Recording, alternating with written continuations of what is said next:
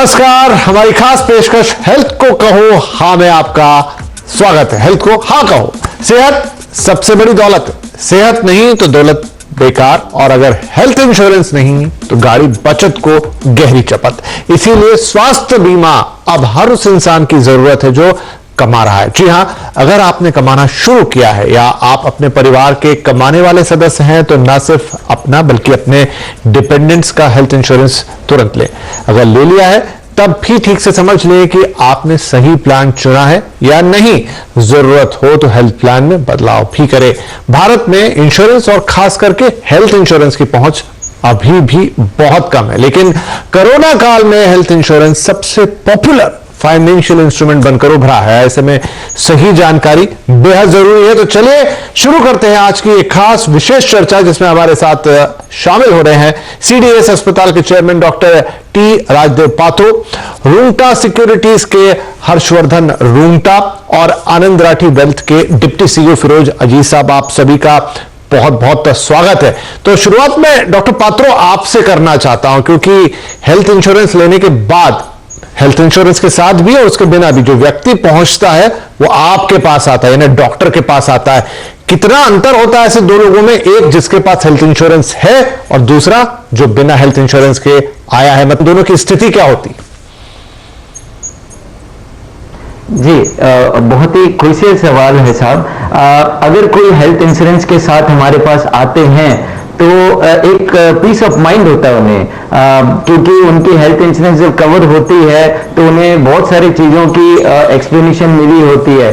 तो वो जब ऐसी स्थिति में आते हैं जब उनके साथ इमरजेंसी हुआ होती है तो एक एक्सपेंसेस की डर नहीं होता, दूसरा उनको बेस्ट केयर मिलता है और तीसरा टाइमली केयर मिलता है और चौथा मेंटल पीस जब हो क्रिटिकल समय पे तो डिसीजन मेकिंग में देर नहीं होती। कभी कभी कोई क्रिटिकल इलनेस होती है, इमरजेंसी सर्जरी करने पड़ते हैं, जैसे कोई बाईपास की प्लान करना हो या एंजियोप्लास्टी की प्लान करना हो, उस वक्त उनको एक फाइनेंशियल ट्रबल का कोई स्ट्रेस नहीं रहता।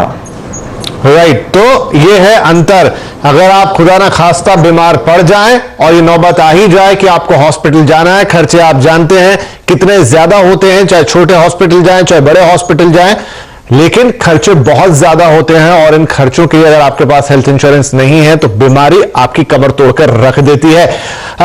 रूंगटा साहब, आप गाड़ी खरीदते हैं तो जो है कहते हैं कि वो बिना इंश्योरेंस के बाहर आती नहीं शोरूम से। कोई और चीज लेते हैं तो भी इंश्योरेंस उसका झट से हो जाता है, लेकिन जब कोई हॉस्पिटल में बच्चा पैदा होता है वो इंश्योरेंस के साथ बाहर नहीं आता। यानी हेल्थ इंश्योरेंस के लिए अवेयरनेस बिल्कुल ना के बराबर है। लेकिन कितना इंपॉर्टेंट है ये आपके लिए? डॉक्टर साहब ने हमें समझाया कि क्या अंतर होता है जब एक आदमी हेल्थ इंश्योरेंस के साथ आता है और एक हेल्थ इंश्योरेंस, लेकिन अगर हम इसे फाइनेंशियली देखें तो कितना इंपॉर्टेंट है?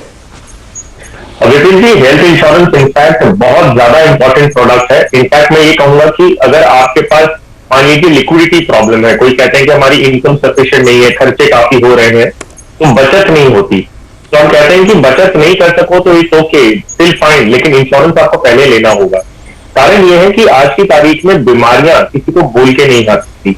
कई लोगों से हम बात करते हैं, वो कहते हैं कि हम बहुत हेल्दी लाइफस्टाइल जीते हैं, हम एक्सरसाइज करते हैं, हमें कुछ होगा नहीं। लेकिन स्पेसिफिकली अगर हम कोरोना की बात करें, हम और कोई चीजों की बीमारियों की बात करें, कैंसर जैसी चीजें हैं, आप इतनी मिलावट की चीजें, इतने केमिकल्स आप कंज्यूम कर रहे हैं कि हेल्थ इंश्योरेंस का एक ऐसा रिक्वायरमेंट हो गया, कोई भी कभी बीमार पड़ सकता है।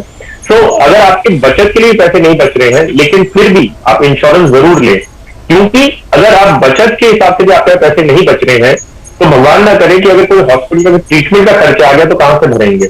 तो इंश्योरेंस ऐसी चीज है कि हर एक पोर्टफोलियो में होना बहुत जरूरी है। आप इन्वेस्टमेंट करें ना करें, इंश्योरेंस जरूर ले। एंड स्पेसिफिकली उसमें 2-3 तरह की इंश्योरेंस है जो बहुत जरूरी होती है। एक, क्योंकि हम हेल्थ इंश्योरेंस की बात करें तो ऑब्वियसली पहला है कि आप पूरे परिवार को, छोटे से छोटा बच्चा हो या जितना बड़ी उम्र के इंसान हो आपके परिवार में, सबका इंश्योरेंस लें, ताकि अगर किसी को भी अगर हॉस्पिटल भर्ती होना पड़े तो पैसों की किल्लत की वजह से ट्रीटमेंट ना रुके, आप अच्छे से अच्छा ट्रीटमेंट दे सकते हैं और अपने जो चाहने वाले, अपने परिवार वाले हैं, उनकी आप अच्छे से देखभाल कर सकते हैं। राइट। तो फिरोज अजीज साहब, अब हेल्थ इंश्योरेंस को लेने में क्या बहुत ज्यादा खर्चा आता है? क्या ये इतना महंगा होता है कि आपके लिए एक बहुत अतिरिक्त बोझ पड़ जाता है, या फिर आप इसे बस थोड़ा सा अगर अपने खर्चों को इधर उधर कर लें, एक बार शायद आप मूवी देखने ना जाए फैमिली के साथ, एक बार बाहर लंच या डिनर ना करें, बस उतने में आपका मंथली खर्चा निकल जाएगा? यस, आई थिंक इतना एक्सपेंसिव नहीं माना जाएगा। हेल्थ इंश्योरेंस अगर आप फैमिली फ्लोटर के तहत खरीदते हैं, जहां पे दो स्पाउस, 2 चिल्ड्रन प्रोटेक्ट हो जाते हैं, तो इतना एक्सपेंसिव नहीं है। डेफिनेटली जैसे आपने कहा कि मंथली एक्सपेंस इसका इतना है कि आपने एक फैंसी फाइन डाइन रेस्टोरेंट में एक डिनर किया, उतने का एक्सपेंस पे आपका जो इंश्योरेंस कवर है वो आपको मिल जाता है। ऑफ कोर्स अगर उस पॉलिसी पे अगर आप बहुत सारी राइडर्स जोड़ते हैं, जिससे आपको क्रिटिकल इलनेस या एक्सीडेंट कवर या फिर कोई भी और मैटरनिटी कवर, वो सब लेते हैं, तो थोड़ा एक्स्ट्रा कॉस्ट जुड़ता जरूर है, but I think it is well worth it. जैसे हर्ष जी कह रहे थे कि ये बहुत बहुत इंपॉर्टेंट है, और भले ही आपका खर्चा ज्यादा हो, तो इसके लिए पैसे निकाल के साइड में यूज करना बहुत जरूरी है। बिकॉज ऐसा कोई विपदा आती है तो बहुत सारा पर्सनल फाइनेंस पे इंपैक्ट पड़ता है if you don't have this plan. Right. तो हर्ष जी, आप हमें बताइए कि चलिए मन बना लिया कि अब आपको हेल्थ कवर लेना है, तो मैं ये पूछना चाहूंगा कि हेल्थ कवर क्या जैसे ही हमने शुरू में भी कहा कि आप जैसे ही अर्निंग मेंबर बनते हैं, आप कमाना शुरू करते हैं, उसी वक्त ले लेना चाहिए, या once you are into the family तब लेना चाहिए, और या फिर एक एज, सर्टेन एज के बाद? तो मतलब जिस तरह से हम बाकी चीजों में देखते हैं कि आप जल्दी सेविंग शुरू करें, जल्दी ये शुरू करें, क्या इसमें भी अर्ली शुरुआत आपको ज्यादा फायदा देती है? कैसे समझे इसे?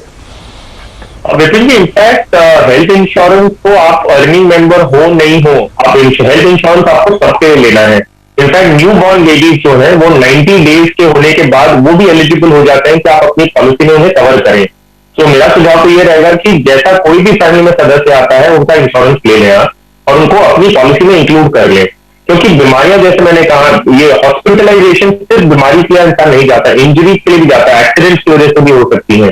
तो बहुत सारी चीजें हैं जिसकी वजह से आपको मेडिकल खर्चा काफी आता है। जहां तक आपने बात की कि जितना जल्दी हो उतना जल्दी लेना, यस, ये मैं 2 भाग में बताऊंगा। एक है कि अगर कोई कंपनी के एम्प्लॉइज हैं, तो अक्सर उनके माइंड में ये होता है कि अभी तो मुझे मेरे कंपनी ने इंश्योरेंस दे रखा है, तो जब मैं कंपनी छोड़ूंगा तब मैं इंश्योरेंस लूंगा अपने आप का, बाकी मेरे तब तक कंपनी में कवर्ड है। कई दूसरे ऐसे सोचते हैं कि मैं बहुत यंग हूं, मुझे अभी तो कोई बीमारी होने वाली है नहीं, तो मैं अभी क्यों प्रीमियम में खर्चा करूं, जब मैं थोड़ी उम्र हो जाएगी तब मैं लूंगा, तब मेरे चांसेस बढ़ जाते हैं। तो इसमें 2 प्रॉब्लम्स है। पहली बात यह है कि जब आप हेल्थ इंश्योरेंस खरीदते हैं, उस समय आप, अगर आपको कोई भी बीमारी नहीं है, आप एकदम हेल्दी हैं, तो आपको कोई भी प्री एग्जिस्टिंग डिजीज के एक्सक्लूजन नहीं होते हैं। प्री एग्जिस्टिंग डिजीज होती क्या है? आप इंश्योरेंस लेने से पहले अगर आपको मान लीजिए डायबिटीज या हाइपरटेंशन ऐसी कोई भी बीमारी है, तो वो प्री एग्जिस्टिंग मानी जाती है कि आपने पॉलिसी लेने से पहले आपको एक बीमारी हो चुकी है। तो हो सकता है कि इंश्योरेंस कंपनी आपको कोई बीमा दे ही नहीं, ये भी पॉसिबल है। अगर देती है तो एक्सक्लूसिव के साथ दे सकती है, या प्रीमियम ज्यादा लग सकता है। दूसरी बात यह है कि आपको एक वेटिंग पीरियड होता है जब भी आप पॉलिसी खरीदते हैं। आप हेल्दी हैं, अनहेल्दी, वो सब की बात ही नहीं कर रहा हूं मैं। एवरी पॉलिसी जब आप खरीदते हैं उसमें एक वेटिंग पीरियड होता है कि कई बीमारियां ऐसी होती है जो फर्स्ट ईयर में, फर्स्ट 2 साल में या फर्स्ट 4 ईयर्स में आपको क्लेम मिलेगा ही नहीं। जैसे कैटरैक्ट हो गया, अगर कैटरैक्ट की सर्जरी आप पॉलिसी लेने के 1 साल के अंदर करवाते हैं तो आपको क्लेम नहीं मिलेगा। ऐसी कई बीमारियां हैं जिनकी 4 साल तक वेटिंग पीरियड होता है। तो जितनी जल्दी आप पॉलिसी लेते हैं और कोई भी क्लेम नहीं करते हैं, तो वो वेटिंग पीरियड आपका वो निकल जाता है। तो हेल्थ इंश्योरेंस जितना जल्दी ले उतना बेटर। जैसे ही कोई परिवार में नया सदस्य आया, उनका भी इंश्योरेंस ले ले। ये मत सोचिए छोटा बच्चा उन्हें कुछ नहीं होगा, तो ये बहुत जरूरी रहता है। बिल्कुल। डॉक्टर पात्रो, क्योंकि इन दिनों बहुत गंभीर बीमारियां हमें सुनाई देती हैं, कैंसर अब बहुत आम हो चला है धीरे धीरे। अब ये बहुत ऐसा नहीं है कि आप सिर्फ दूर दराज में सुन रहे हैं कि किसी को हुआ, ये हर दूसरे व्यक्ति के साथ ये घटना घट रही है। उसके अलावा भी कुछ बड़ी बीमारियां लोगों को इन दिनों घेर रही है, क्योंकि लाइफस्टाइल काफी बदली है। तो जो स्पेशल कवर आते हैं, मसलन कैंसर के कवर या हार्ट डिसीजेस के कवर, क्या वो आपको लेने चाहिए? क्योंकि जनरल ठीक है, आपकी कुछ दूसरी जनरल बीमारियां हो गई वो तो अलग बात है, लेकिन ये बड़ी बीमारियों से निपटने के लिए बड़ा खर्चा लगेगा। बिल्कुल सही फरमाए साहब। अभी जैसे रुंटा साहब कह रहे थे कि अर्ली इंश्योरेंसेस ले लेना बहुत अच्छा होता है। कभी कभार हम सोचते हैं यंग हैं, हमें कोई प्रॉब्लम नहीं है। प्रेडिक्टेबिलिटी ऑफ एनी इलनेस वो इतना आसान नहीं है, क्योंकि इसके लिए जेनेटिक मैपिंग करने पड़ते हैं साइंटिफिकली, और वो बहुत कॉस्टली होते हैं। तो अगर आप अर्ली इंश्योरेंस ले लेते हैं तो क्यूमुलेटिव बेनिफिट मिलती है और इंश्योरेंस की कवर बढ़ जाती है। उससे क्या होता है कि फ्यूचर में आपको अगर कोई कैंसर डिटेक्ट होता है तो बहुत सारे इंश्योरेंसेस आपको pre health checkup, post health checkup, annual health checkup भी देती हैं, जिसमें आप स्क्रीनिंग कर सकते हैं। तो ऐसे दौरान आजकल कैंसर की जिस तरीके से राइज हो रहा है cases due to environmental pollution, food, lifestyle जैसे आपने कहा, और डायबिटीज जिस तरीके से पकड़ रही है, डायबिटीज भी कैंसर के रिस्क बढ़ा रही है। तो ऐसे जो क्रॉनिक बीमारियां हैं वो एज प्रोग्रेस होते वक्त पकड़ लेती हैं। तो एवरेज एज ऑफ स्ट्राइकिंग, जो इलनेस स्ट्राइकिंग एज जो एवरेज है वो 35 से 45 के बीच में होती है। तो ऐसी सिचुएशन में हाई प्रीमियम वाला इंश्योरेंस कवर लेना चाहिए हमें जब हम उस एज की ओर बढ़ते हैं। खासकर जब हम इंश्योरेंस चूज करते हैं तो हमें जरूर देखना चाहिए कि हमारे फैमिली में किसी को कैंसर है इमीडिएट फैमिली में, या हमारे फैमिली में किसी को डायबिटीज है जो हो सकता है। और ये चीजें अगर दिमाग में रखते हैं तो आप अपनी इंश्योरेंस को चूज करते वक्त ये जरूर ध्यान रखें कि आप इसकी प्रीमियम जरूर भरें, ताकि आपकी जो कॉस्टलीस्ट जो मेडिकल कवर है वो आपको मिल सके, क्योंकि कैंसर ट्रीटमेंट बहुत ही कॉस्टली होता है। तो चूज करना, जी बिल्कुल, चूज करना बड़ा इंपॉर्टेंट है। जी जी, कई तरीके के प्रोडक्ट बाजार में आते हैं इंश्योरेंस के। तो फिरोज अजीज साहब, एक बड़ा सवाल है कि जब आप इंश्योरेंस यानी हेल्थ इंश्योरेंस लेने जा रहे हैं तो वो 3, 4, 5 कौन से मोटे फैक्टर्स हैं जिन्हें आपको ध्यान रखना चाहिए? किस आधार पर आप चूज करेंगे कि मुझे ये पर्टिकुलर हेल्थ इंश्योरेंस लेना चाहिए? देखो, पहले तो हेल्थ इंश्योरेंस ऐसी ले जो फैमिली को कवर कर सके। आपके पेरेंट्स अगर फैमिली फ्लोटर में इन्वॉल्व हो सके तो बहुत इंपॉर्टेंट होता है। तो कितने लोगों को कवर कर सकती है, ये फैमिली फ्लोटर है या इंडिविजुअल फ्लोटर है? कॉस्ट और इफेक्टिवनेस के हिसाब से फैमिली हेल्थ इंश्योरेंस ज्यादा बेहतर होती है, पॉइंट 1। पॉइंट 2, उसमें कौन सी चीजें कवर्ड है, कौन सी चीजें कवर्ड नहीं है। जो कवर्ड नहीं है अगर उनको ऐड किया जाए तो टोटल कॉस्ट कितना बैठता है, that's the second criteria. Third, pre existing diseases covered है या नहीं है, क्योंकि काफी सारी बीमारियां ऐसी होती हैं जो आपके साथ ऑलरेडी आप उनके साथ जी रहे हैं। तो pre diseases, pre existing diseases cover होती कि नहीं होती है, वो एक चेक करना बहुत जरूरी है। चौथा, अगर आपकी जो बीमारी है उसकी जेस्टेशन पीरियड कितनी है। काफी बार जो इलनेस आती है, आप पॉलिसी आज खरीदते हैं, फॉर एग्जाम्पल अगर कोविड की पॉलिसी लें आज की कंटेम्प्रेरी सिचुएशन में, तो अगले दिन अगर आपको कोविड हो जाता है तो वो कवर नहीं होता है। तो कितना पीरियड है जिसके बाद ये कवर चालू होती है, स्पेशली फॉर क्रिटिकल इलनेस, ये चौथा इंपॉर्टेंट पॉइंट है। ये 4 चीजें जरूर देखनी है, और बाकी आपको ये भी देखना है कि उसकी सेटलमेंट रेशियोज कैसी है, in terms of hospital network कितना है, कैशलेस सुविधा है कि नहीं है। कैशलेस सुविधा अगर होती है तो आप पेमेंट करे बगैर हॉस्पिटल से निकल सकते हैं और डायरेक्टली हॉस्पिटल सेटल कर लेती है इंश्योरेंस कंपनी के साथ।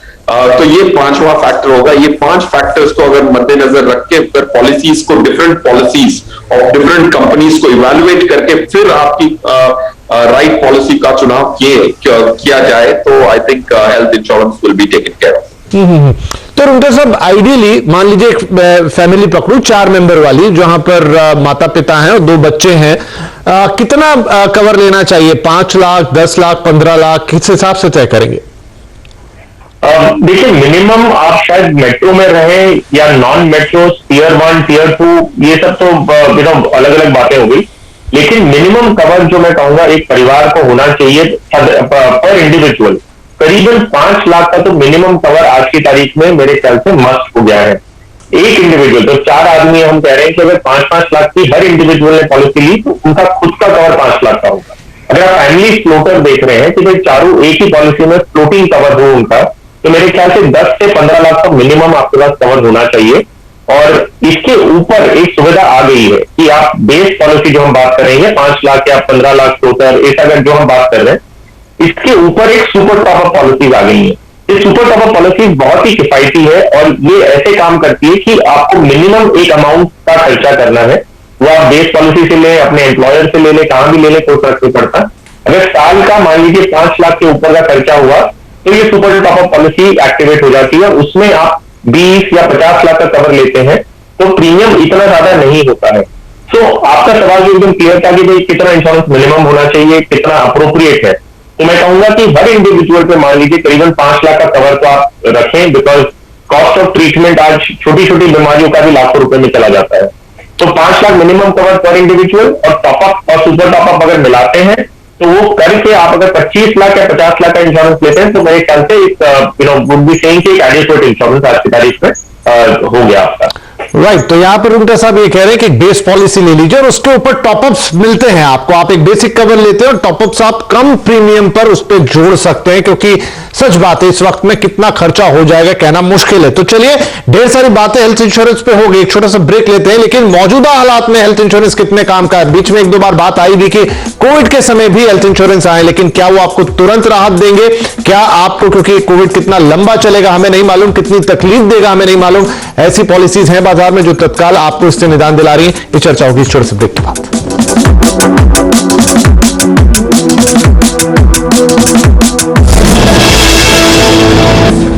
Welcome back. तो यहां पर बात हो रही है हेल्थ इंश्योरेंस की। हेल्थ को हाँ कहो, कितना मतलब है हेल्थ इंश्योरेंस का, और हमने कहा था ब्रेक के बाद एक बड़ा सवाल कि क्या इस कोरोना टाइम्स में आपको हेल्थ इंश्योरेंस मदद देगा। तो अजीत साहब मुझे बताएं कि क्या इस समय कुछ इस तरह की पॉलिसीज हैं जो खासतौर पे कोरोना को कवर कर रही है, और जैसा आपने पहले भी कहा कि वो एकदम इफेक्टिव नहीं होती, तो क्या कवर लेना चाहिए, कैसे अप्रोच करें इस चीज को? लास्ट ईयर ही IRDA ने इंश्योरेंस के जो रेगुलेटर हैं उन्होंने मैंडेट कर दिया था अलग इंश्योरेंस कंपनीज को कि कोरोना के हिसाब से जो भी क्लेम्स आती है उसको ऑनर किए जाए ऑन एग्जिस्टिंग पॉलिसीज। तो जो भी एग्जिस्टिंग पॉलिसीज हैं उनको उसमें कोरोना का कवर मिलता है, और अगर कोई हॉस्पिटलाइजेशन होता है वो आप जैसे कोई और इलनेस के लिए आप क्लेम्स भेजते हैं वैसे के वैसे आप भेज सकते हैं। पॉइंट 1। पॉइंट 2, अगर आप स्पेसिफिक कोरोना के इलनेस के लिए अगर पॉलिसी खरीदना चाहते हैं तो उसमें भी 2 किस्म की आती है, एक बेनिफिट प्लान आता है और एक रिएम्बर्समेंट प्लान आता है। बेनिफिट प्लान में अगर आप 30 दिन के बाद अगर आपको कोरोना होता है और आप हॉस्पिटलाइज होते हैं, फॉर एग्जांपल अगर 2.5 लाख का कवर खरीदा है तो इंश्योरेंस आपको 2.5 लाख रुपए का लमसम अमाउंट पे कर देती है irrespective of your cost in the hospital. Reimbursement plan में अगर 5 लाख का कवर लिया फॉर एग्जांपल, जितना भी खर्चा हुआ वो कवर हो सकता है। तो आपकी जो एग्जिस्टिंग पॉलिसीज हैं वो भी कवर करती हैं। स्पेसिफिक पॉलिसीज आती हैं उसमें या तो फिर आप रिएम्बर्समेंट प्लान खरीद सकते हैं या फिर बेनिफिट प्लान। बेनिफिट में लमसम अमाउंट मिलता है, रिएम्बर्समेंट में जितना खर्चा होता है उतना कवर होता है। एक 30 डेज का जेस्टेशन पीरियड होता है जिस पीरियड में आपको वेट करना पड़ता है। अगर उस 30 दिन के दौर में आ गया तो कवर नहीं मिलता है। राइट डॉक्टर पात्रो, क्विकली एक सवाल, और वो ये कि हम देखते हैं कि बड़े या मेट्रो शहरों में तो काफी बड़ा हॉस्पिटल नेटवर्क होता है, लेकिन जैसे जैसे हम छोटे शहरों की तरफ बढ़ते हैं, क्या हेल्थ इंश्योरेंस लेने पर आपको वो हॉस्पिटल कवरेज मिलती है, वो क्वालिटी हॉस्पिटल्स मिलते हैं? जी, अगर हम टायर 2 सिटीज की बात करते हैं, अभी तो हर जगह अवेयरनेस इतनी बड़ी कि वेंटिलेटर्स की सपोर्ट मिलने शुरू हो गए, मिलती है, बट कुछ जगहों पे अभी भी फैसिलिटीज नहीं है, तो वो नेटवर्क नहीं मिल पाता जितना हम अगर मेट्रो सिटीज के कंपेयर करें तो सदर्ब एरियाज में अभी भी कवर नहीं हो पाता। लेकिन आयुष्मान भारत योजना के कारण कुछ एक्टिविटीज इंश्योरेंस कवर का मिलना शुरू हो चुकी है। राइट रुंगटा साहब, सबसे बड़ा सवाल और शायद थोड़ा सा पेचीदा भी आखिरी में, कि अगर मेरे पास ऑप्शन हो या मेरे पास पैसे थोड़े लिमिटेड है तो पहले मुझे हेल्थ इंश्योरेंस लेना है या पहले मुझे लाइफ इंश्योरेंस लेना है? मैं सजेस्ट करूं अगर आप दोनों में से एक ही चीज ले सकते हैं तो हेल्थ इंश्योरेंस लीजिए, क्योंकि मैंने जैसे कहा कि आप एक इंसान, आपके परिवार का अगर कोई बीमार होता है, आप ये जरूर से चाहेंगे कि उसका इलाज ढंग से ढंग हो, और जितना अच्छी और जितने जल्दी वो हॉस्पिटल या बीमारी से ठीक हो जाए बिना पैसों की किल्लत से, तो वो जरूरी है कि ऐसा ना हो कि आप ट्रीटमेंट ना करवा पाए और उसकी वजह से कुछ बुरा हो जाए।